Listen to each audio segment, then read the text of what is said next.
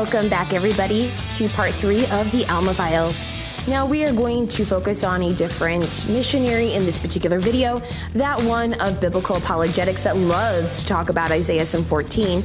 Let's start off with a little snip between Courtney and Captain Dadpool, shall we? Okay, so I've heard your stance on the Alma, but I want to tell you something. I don't know if you know this, but all 7 times that the Alma is used, it is used of a virgin, and it cannot be shown that she's not a virgin. Yes, even the one in Proverbs. So Courtney claims that all 7 times that the word Alma is used, it's used of a virgin, and that you can't prove it's not a virgin. Well, her statement directly contradicts itself, because if you can't prove she's not a virgin, then you can't prove any kind of sexual status, period. You have to be able to prove without a shadow of a doubt that the person is a virgin in order to make a declarative on somebody's sexual status. So right there, she debunks herself. Additionally, she says, yes, and even in Proverbs. And why does she say that? Because it's already been debunked by well-established places like Jews for Judaism that clearly point out that in Proverbs, it is not talking about a virgin. So it's not that it can't be proved. It has been proven. She just doesn't want to accept that because it would force her to face her Christian eisegesis. Also, if you notice, she says that the word Alma is used 7 times, but she doesn't give you a source. She doesn't tell you when it was used, exactly each and every instance. Now, I skimmed through some of her videos. Yes, skimmed. And from what I could find by just kind of browsing through it, I didn't see anywhere that she actually lists all 7 places. If she did, great. I didn't find it when I skimmed through it. But I'm going to go over those 7 places because, one, we need to ask a couple of things. Is Alma used in the singular? Is it used in the plural in those 7 instances? Are there just 7? That needs to be shared in order to properly communicate what this term means. Anybody who's just going to go directly into a number and then tell you, cherry pick what parts they don't agree with Proverbs, Isaiah 7, and then refer to maybe a single source in Bereshit or Genesis, that's going to be, misleading. It's not going to give you the full picture of how this word was used. So let's look at the sources. Okay, so here are the actual instances where Alma is used, because Alma is in the singular and she states Alma, and it's only 4. It is not 7. And every single scenario is very, very different. So you have a scenario in just Genesis, Exodus, Proverbs, and Isaiah. And guess what? She wants to make it sound like all 7 times Alma is used in the same exact way, but that's not true. In fact, it's not us that are the minority here, because they're trying to imply that we're the only ones that interpret Alma differently out of the 7 usages, but it's actually 50% of the time she disagrees with it. So there's not a minority situation where Isaiah is the one off out of a group of 7. In fact, Isaiah is technically one of 50% of the time. That's a big difference. How we communicate these things matters. Additionally, why am I pointing out the singular here? Because how can you identify a group of people as a virgin? And if it's used in the plural, that's a group of people, that's more than one person. So now let's look at the times that Alma in the plural, almot, okay, is actually used.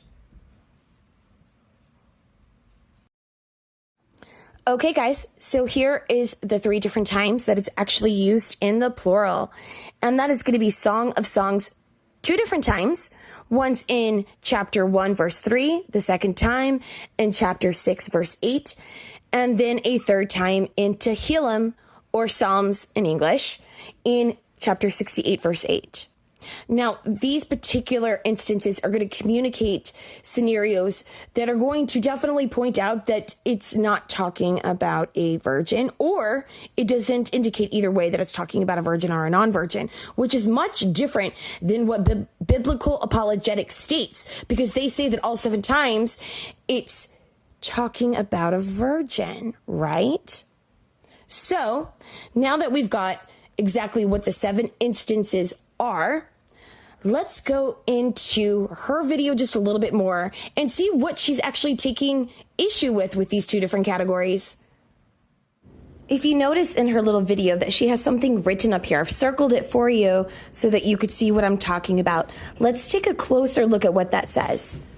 So if we take a look at this, it says, Proverbs 30 counts things that are too great / amazing for him to fathom. The adulterous woman is separated object from the Alma mentioned before. Why does she think it's a separated object? Let's actually take a look at Proverbs 30. Okay, so this particular translation that we are going to be reading is from the Jewish Publication Society. You can find this on Sefaria.org. Now, she is referencing Proverbs 30, and it actually starts at verse 18. This is what she's talking about because this is the section that mentions the word Alma. Let's read verse 18. 3 things are beyond me, 4 I cannot fathom. Verse 19, it states, how an eagle makes its way over the sky, how a snake makes its way over a rock, how a ship makes its way through the high seas, how a man has his way with a maiden, Alma. In verse 20, it states, such is the way of an adulteress. She eats, wipes her mouth, and says, I have done no wrong.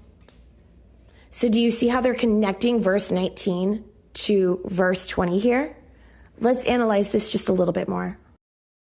So if we go back and look at verse 19, here is what each and every single sentence here has in common. How an eagle makes its way. How a snake makes its way. A ship makes its way. Its way is what each verse here is stating. And then when it gets to Alma, it says how a man has his way with a maiden, Alma. And then if we go into verse 20, it says, such is the way. They're connecting all of this to indicate that there is no trace of anything. And that is a teaching, by the way, that I got from Jews for Judaism, but we're going to delve into that a little bit more. Here's exactly what I want to point out to you and why that teaching is pretty obvious. One, if an eagle flies through the air and the eagle lands, and let's say that you come out 15 minutes after the eagle has landed, okay? Is there any trace in the air that the bird was just flying in the air? No. If a ship is sailing through the water and it reaches its destination, and later on, you get on the ocean, you look out at the huge body of water, is there any evidence in the water itself that a ship had just previously gone through there before you're about to do? No, there's no evidence. And just like how a man has his way with a maiden. If 2 people are intimate with each other and they walk outside of the house afterwards, the moment they walk outside of the house, is there any immediate physical evidence that they have just been intimate with each other? No. And let's make the more obvious point here. It says how a man has his way with a maiden. Come on. We all know what that's talking about. They're knocking boots. So what is Courtney's explanation of Proverbs 30, verse 18 through 20? Let's see what she has to say about it. So I'll briefly go over that for your people in case you cut it out again. But essentially, guys, there are 3 things that are too wonderful, 4 that he doesn't understand. And if you do the count, the last count is the Alma. Now, some people have interpreted to bring verse 20 up with verse 19, but, well, I don't interpret it that way. And as you... Oh, my goodness. Okay, wait. I have to process this for a second. So that's it? Her argument is, I don't interpret it that way? Oh, Courtney, I was expecting more from her. Not because I think you're wrong. That's not really a rebuttal. That is nothing. That's like, oh my goodness. No, right. No, let's look further. There has to be something else that she's going to throw out there. I can't believe that she would just state that that's an invalid source, Proverbs verse 19, because she doesn't interpret it that way. No. Let's see if she has anything else to say about it. And since we know that an Alma never, according to the scripture and the way that it's used in all the other occurrences, it's never a woman who's previously married. It would toss out Proverbs 30 as the adulterous woman. You would have to take the outlier, Proverbs 30, and then superimpose that onto the others when that's not the way that it's used previously. Now, sir. Okay, so I'm going to break down a little bit about what she's trying to say here. There is an interpretation by some people that the Alma, the young woman, the young maiden that is mentioned at the very end of verse 19 is the same as the adulteress in verse 20. And the reason for that being is that you have like an eagle, you have a snake, you have a ship. And none of those seem to be too entirely connected. However, as far as what they are. But in the end of verse 19, you have an intimate act, right?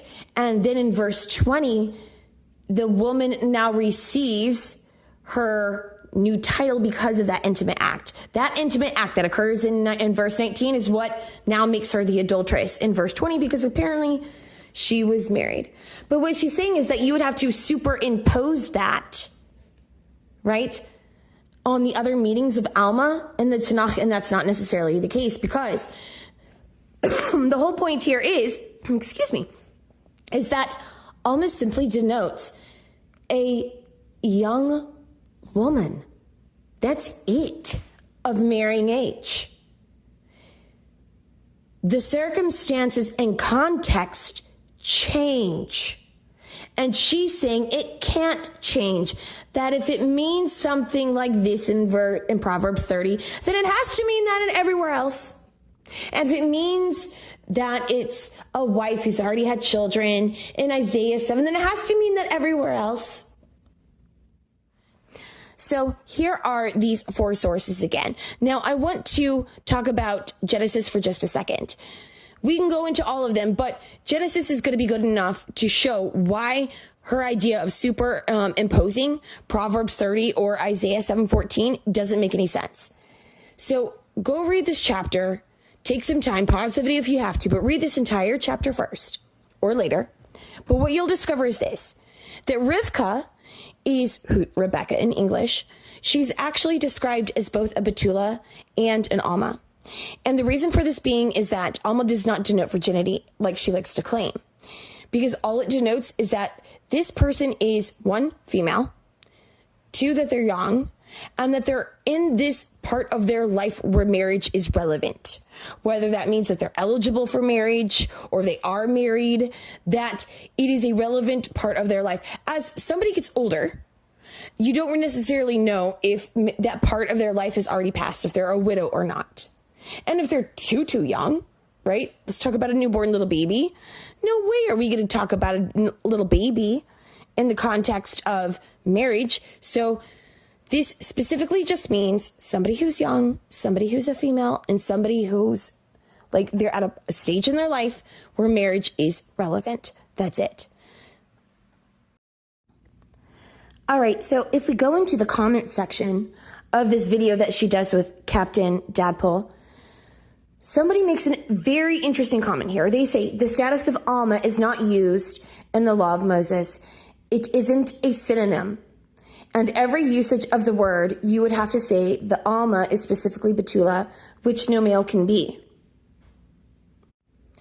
Now, here's where Courtney's going to get herself into a lot of trouble. And then once I go over this, I'm going to be done with the whole usage of the word Alma. And we're going to go straight into very quickly debunking her notion on if this child is Isaiah's child or not. She says, I'm sorry, I'm not understanding what you're asking or saying. Isaiah 47, Betulah isn't a virgin, whether real or a metaphorical use of the word. It just simply is not a virgin being represented here. Okay, it has to be metaphorical, because it's saying to the daughters of Babylon. And anybody knows that Babylon is considered a nation. And some would even say that it's not referring to a specific nation, like a physical nation, but it's actually talking about an archetype. So it's absolutely metaphorical. And the reason that they're calling them a virgin here is because of their behavior. At the very end of it, it says, for no longer shall they call you tender and delicate. This is because there was this appearance that they give where, oh, look at me, I'm so innocent and tender and delicate, when they're really vicious and they're acting like absolute harlots. You can have people, by the way, who are dressed head to toe, button to the very left, button to the very top, skirt goes all the way down to the ankles, but yeah, they'd surprise you about their actual conduct. They could be an adulteress, just to put it lightly.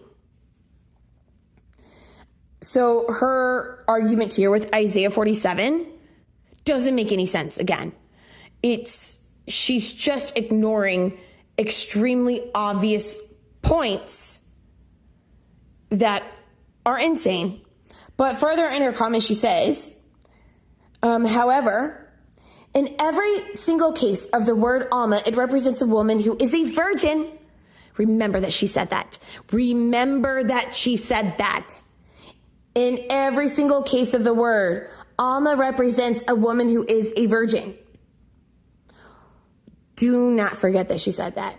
The only two cases where it's problematic is, of course, Isaiah 7. And that's the one that we're trying to prove. So they go to Proverbs 30. But the issue with Proverbs 30 is in light of the other uses, she is not married. Oh, geez. If she's not married, and thus the term a young woman of merit hobble, which I'm guessing is a typo, and she meant to say a young woman of meritable age, then she can't be an adulterous woman because an adulteress is married. Oh my goodness. Yes, no, we could talk about Isaiah 7:14, and we could use Proverbs because there's only 7 instances in the Tanakh where Alma is actually used. And to sit there and say that you can't use Proverbs 30 because what? You don't think that it matches the other 5 definitions. What about Isaiah 7:14? You don't have 100 instances here where one instance in Proverbs 30 is being used. She doesn't have an argument. It's a straw man argument. There's nothing here. She's got a nothing burger. So it was perfect that Isaiah chose to use the word Alma over Betulah. Actually, no, it's not. She's saying that Alma always meant virgin, right? It always represents a woman who's a virgin. Oh, that is so very interesting. So far, we have no concrete proof that the word Alma cannot denote virginity. I never said it exclusively denotes virginity, but I did. Actually, yeah, you did. In your own comment on this video where you claim that you never stated that it exclusively denotes virginity, you stated, however, in every single case with the word Alma, in every single case, exclusive, it represents a woman who is a virgin, denotes virginity. So, yeah, you did. You are a liar and a hypocrite, and you are spinning yourself into so many circles, you can't even keep up with your own statements. Do not sit there and claim that you never said that it exclusively denotes virginity when that's exactly what you think it means because you gave it away in your own comments when you contradict yourself. I'm so tired of these missionaries lying. We caught it with David Stern, one for Israel. We have it here with biblical apologetics. The real reason that she doesn't want to believe in what Alma actually means, and the reason that she can't concede to the fact that Isaiah 7:14 is the example that she's looking for, is because she doesn't believe the Jews. Just like they tried to claim that the only reason that Rashi took a different approach and, had once had the opinion that Alma meant one thing, and the only reason that, Rashi was arguing that Alma simply meant young woman instead of virgin was because he was trying to disprove Yeshu, right? It's some sort of conspiracy theory by the Jews that they're lying. Why would they lie? It's actually so ridiculous. One last thing about her claiming that she never said that it exclusively denotes virginity. Remember this clip? But I want to tell you something. I don't know if you know this, but all 7 times that the Alma is used, it is used of a virgin, and it cannot be shown that she's not a virgin. Yes, even the one in Proverbs. I rest my case. Talk about doublespeak here. But let's move forward, shall we? Let's look at another little clip with her and Captain Dadpole. Let me explain why Betulah is not a good word to use in Isaiah 7. Well, for one, it doesn't tell you the age, it just tells you the sexual status of a woman. So why couldn't the author have said young virgin, like it does in Joel chapter 1? Like a virgin of her youth. This is absolutely hilarious. She says that you can't use the word Betulah, right? Because there's no indication on how old the person could be. They could be 80 years old after all. It just denotes virginity, and that's why she's claiming you can't use it. And then bam, he comes in and says, oh, really? And literally proves her wrong because it says Betulah and it says youth. Therefore, ruling out like a newborn little baby or an 80-year-old lady. Okay? So right there, boom, she's proven wrong. And so let's see how she responds to this. Did you just make an argument from silence, even though you said I couldn't do that, even though I wasn't actually doing it? I'll forget about it. But regardless, Psalm 148, here is a Jewish translation. Yes, I just copied it out because I don't want any beef with copyright issues, even though technically it's fair use. Nonetheless, notice here that they chose to write young maidens rather than young virgins. Isn't that ironic that they acknowledge that there's a semantic range of the words that implies specifically what the context of the passage is talking about? And here's the source for those of you who have beef. Take it up with this rabbi, not myself. Therefore, one would not need to say young because the word Alma, which we're arguing over, already has that connotation built in. But I digress. And while I will get into Joel, verse 8, I want you to note here that the woman who is weeping, she's weeping for the husband that she married when she was young and a virgin. So no, she wasn't actually able to counter his point at all. In fact, what her issue is not with the Hebrew word, which is Betulah, that she has highlighted there. It is the English translation of the word Betulah that she has a problem with because it says young maiden.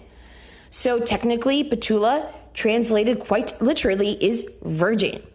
So is her issue with the word Betulah or the English translation with the word young maiden? Now, if it said Alma, and it was young maiden, and then later on, it said that that was a virgin, maybe kind of, sort of, something up, so wouldn't have anything there. She's got a big nothing burger again, because all she's doing is taking issue with the English. She has to remember that this was written in Hebrew, okay? So it is definitely virgin. And now what is she trying to say? That virgin can also depict a young maiden? Is that what she's trying to prove here? Because if that's the case, she just debunked herself again. Literally debunked herself again because she's the one that says Betulah doesn't denote an age. It could be an 80-year-old person, and then shows you a translation where the word Betulah is used and the translation is young maiden. So she wants to say that they wouldn't have used Betulah in Isaiah 7:14 because it wouldn't denote an age, and then literally shows you a translation where Betulah is used and denotes an age. It doesn't make any sense. And she has to try and make it fit, because if we could prove that they should have used the word Betulah, then because they foresaw Mary, right, giving birth to Yeshua or whatever, and she was going to be a virgin, then Betulah would have had to been the word that they would have used in Isaiah 7:14, but it wasn't. She just debunks herself with her own stupid counterclaim here. She didn't make a point. She proved our point. And also, she tries to go into Joel just a little bit. Yeah, nobody's denying the fact that it's somebody mourning over their husband. That's pretty obvious. The point is, she said Betulah isn't a word that you could use because it could be an 80-year-old person, and whether she was looking back in her youth or it was in a current moment or she was reflecting, it doesn't matter. It denotes an age. You know that she was a youth as a virgin because it describes the age and it describes the virginity in Joel. She didn't debunk anything. She just wants to say, oh, well, here's the English translation that actually debunks her.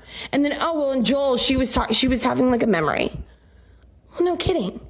She can't debunk anybody. Here's the point. She wants to claim that Betulah wasn't the right word. It was absolutely the right word in Joel. It was absolutely should have been the word used in Isaiah, Betulah, if they were actually going to prophesy a virgin birth.